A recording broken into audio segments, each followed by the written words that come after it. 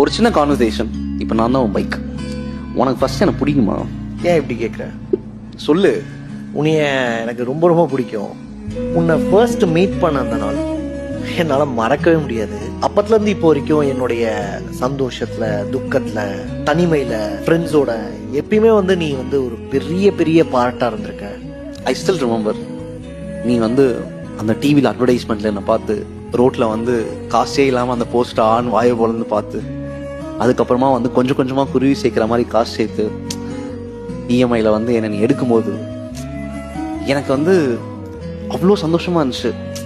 ஒருத்தர் என்னை தேடி வராங்களா, என்னை எடுத்து அவங்க லைஃப்பில் வச்சுக்கணும்னு சொல்லிட்டு அவ்வளோ ஆசைப்படுறாங்களா அப்படின்னு சொல்லிட்டு ரொம்ப சந்தோஷமாக இருந்தேன். அப்போலேருந்து இப்போ வர எனக்கு ஒரு பெரிய ஃபேமிலி கிடச்சிருக்கு. நீ என் லைஃப்பில் வந்துட்டதுக்கப்புறம் இதுக்கு மேலே எல்லாமே சூப்பராக நடக்க போகுதுன்ற ஒரு நம்பிக்கை வந்துருச்சு. ஸோ நீ இல்லைன்னா என் வாழ்க்கையில் நிறைய விஷயங்கள் மிஸ் ஆகிருக்குன்ற மாதிரி தோணுது. ஸோ அதனால் அதுக்கு ரொம்ப பெரிய பெரிய தேங்க்ஸ் சொல்லிக்கிறேன். And at the same time நான் உங்ககிட்ட சாரியும் சொல்லணும்னு ஆசைப்படுறேன். ஏன்? நிறைய நேரங்களில் உனக்கு பெட்ரோல் ஊற்றாம, உன்னை பஞ்சர் ஆக்கி, நிறைய இடங்களில் தள்ள விட்டு, அண்ட் இதெல்லாம் தாண்டி நிறைய நேரங்களில் உன்னை விட்டுறலாம், மேபி கார் வாங்கிடலாமோ அப்படிலாம் தோணிருக்கு. அதுக்காக சாரி சொல்லணும்னு தோணுது.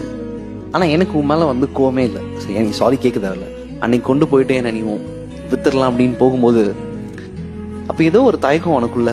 நீ அழுதுட்ட. நீ திருப்பி என்கிட்ட ஓடி வந்தப்போ எனக்கு அதை எப்படி எக்ஸ்பிளைன் பண்றதுன்னே தெரியல. ஆனால் நான் உங்ககிட்ட ஒன்று கேட்குமா? இப்போ கேளு. என்னை விட்டு நீ போயிட மாட்டல? சத்தியமா மாட்டேன்.